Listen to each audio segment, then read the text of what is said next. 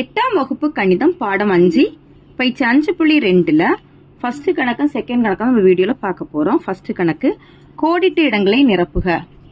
First அதுல முக்கோணம் PQR இல் PR² PQ² plus QR² எனில் முக்கோணம் PQR இல் செங்கோணத்தை தாங்கும் உச்சி டேஸ் ஆகும் அப்படின்னு கேட்டிருக்காங்க. சரியா? முக்கோணம் PQR சரியா? முக்கோணம் PQRல செங்கோணத்தை தாங்கும் உச்சி என்ன அப்படின்னு கேட்டிருக்காங்க. இதுதான் என்னது? செங்கோணத்தை தாங்கக்கூடிய உச்சி எது அப்படின்னா நம்மளுக்கு இப்ப இதை பாத்தீங்க அப்படின்னா நம்மளுக்கு கோணம் எதுல வரும்? இந்த Qல தான் வரும். சரி, அப்பனா செங்கோணத்தை தாங்கக்கூடிய உச்சி என்னன்னா Q தான். ஓகேவா? ஏன்னா இதுல இருந்தா நம்ம 90 டிகிரி நம்ம எப்படினாலும் எடுப்போம்.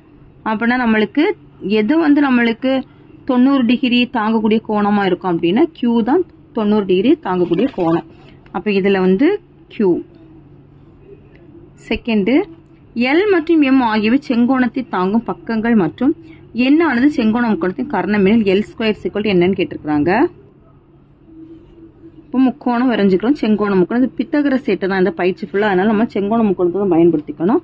இப்போ என்ன சொல்லியிருக்காங்க அப்படின்னா Lம் Mம் செங்கோணத்தை தாங்கும் பக்கங்கள். சரியா? இது ரெண்டு செங்கோணத்தை தாங்கக்கூடிய பக்கங்கள். N கர்ணம்னு சொல்லியிருக்காங்க. N கர்ணம்னு சொல்லியிருக்காங்க. இப்போ L² என்ன அப்படின்னு கேட்டிருக்காங்க. சரி, இப்போ நம்ம L² என்னன்னா கண்டுபிடிக்கணும் அப்படின்னா நம்ம ஃபர்ஸ்ட் N² தான் நம்ம ஃபார்முலா படிச்சுக்கணும். ஏன்னா இதுதான் பித்தகரஸ் சேட்டை தான். பித்தகரஸ் சேட்டுக்கு கூற்று என்ன வரும்? ஒரு செங்கோண முக்கோணத்தின் கர்ணத்தின் தான் கர்ணத்தின் வர்க்கம் மற்ற இரண்டு பக்கங்களின் வர்க்கங்களின் கூடுதலுக்கு சமம். இப்ப இது கர்ணத்தோட வர்க்கம் மற்ற ரெண்டு பக்கங்களின் வர்க்கங்களின் கூடுதலுக்கு சமம். சரி, நம்மளுக்கு இப்ப இதுல L² தான் கேட்டிருக்காங்க. இப்ப L² இந்த பக்கம் கொண்டு வரோம். L² இங்க கொண்டு வரோம், மைனஸ் L² ஆயிருமா? N அங்க கொண்டு போகும்போது M² மைனஸ் N² வந்துடும். சரியா? இப்போ மைனஸ் L² சீக்வல் டு இப்ப என்ன செய்யலாம்? இந்த மைனஸ் L² நம்ம குறிய மாத்த போறோம். பிளஸ்ஸா மாத்துறோம். மைனஸ் பிளஸ்ஸாவும் பிளஸ் மைனஸா மாத்திட்டோம்னா இந்த இடத்துல மைனஸ் M² வந்துடும்.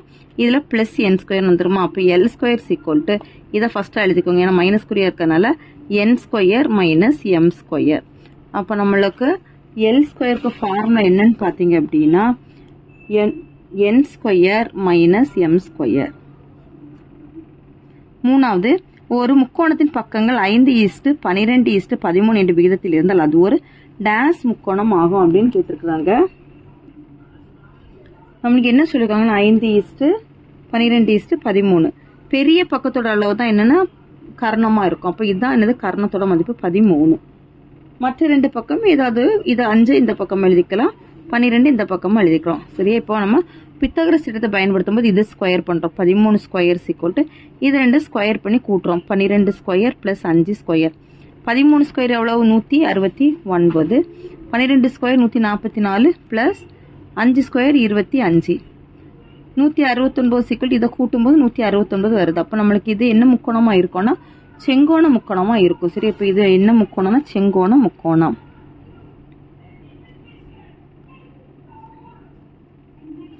4, ஒரு முக்கோணத்தின் நடுக்கோடுகள் வெட்டிக்கொள்ளும் புள்ளி டேஸ் ஆகும். ஒரு முக்கோணத்துல எல்லா புள்ளிகள் அதாவது நடுப்புள்ளிகள் எல்லாம் வெட்டிக்கொள்ளக்கூடிய புள்ளியை நம்ம என்ன சொல்லுவோம்னா நடுக்கோட்டு மையம்.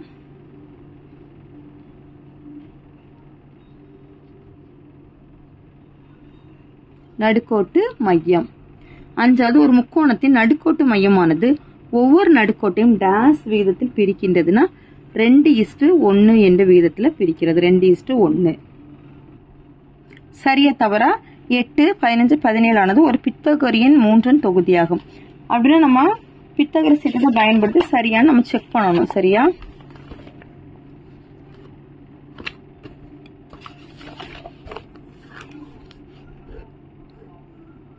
என்னென்ன தந்திருக்காங்கன்னா 8, 15, 17.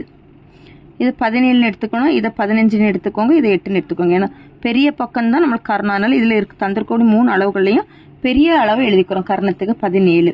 இனி ஸ்கொயர் பண்றோம். 17² சீக்வல் டு 15² பிளஸ் 8². 17² எவ்வளவு? 289. 15² 225 பிளஸ் 8² 64. 289 இதை கூட்டினா 289. இப்போ நம்மளுக்கு செங்கோண முக்கோணத்தை அமைக்குது. அப்படின்னா இது வந்து சரியா தான் இருக்கு. ஏன்னா பித்தகரின் 3ஆம் தொகுதியை நம்மளுக்கு சரி பார்த்துச்சுன்னா அது செங்கோண முக்கோணமா இருக்கும். இது வந்து சரி. ரெண்டாவது, செங்கோண முக்கோணத்தில் மிக நீளமான பக்கம் கர்ணம் ஆகும். செங்கோண முக்கோணத்தில் மிக நீளமான பக்கம் கர்ணம் ஆகும். சரிதான். எந்த ஒரு முக்கோணத்தின் நடுக்கோட்டு மையமும் உள்வட்ட மையம் அம்முக்கோணத்தின் உள்பகுதியில் அமையும். சரியா? ஒரு முக்கோணத்துல நடுக்கோட்டு மையமும் உள்வட்டமும் எப்படிதான் இருக்கணும், உள்பகுதியில் அமையும். சரி, அப்ப இதுவும் ஆன்சர் என்னன்னா சரி. ஒரு முக்கோணத்தின் நடுக்கோட்டு மையமும் செங்கோட்டு மையமும் உள்வட்ட மையமும் ஒரு கோடமை புள்ளிகள் ஆகும். சரி, இதுவும் என்னன்னா ஒரே நேர்கோட்டில் தான் இருக்கும். இந்த நடுக்கோட்டு மையமாலும் சரி, செங்கோட்டு மையனாலும் சரி, உள்வட்ட மையனாலும் சரி தான் எப்படிதான் இருக்கும்னா ஒரே கோட்டில் தான் இருக்கும். சரி, அப்ப இதுவும் என்னன்னா சரி. ஒரு முக்கோணத்தின் உள்வட்ட மையமானது அதன் அனைத்து உச்சி புள்ளிகளிலிருந்து சம தூரத்தில் உள்ளது. இது வந்து என்னன்னா சம தூரத்துல இருக்காது, வெவ்வேறு தூரத்துல தான் இருக்கும். அப்ப இதனுடைய ஆன்சர் வந்து தவறு.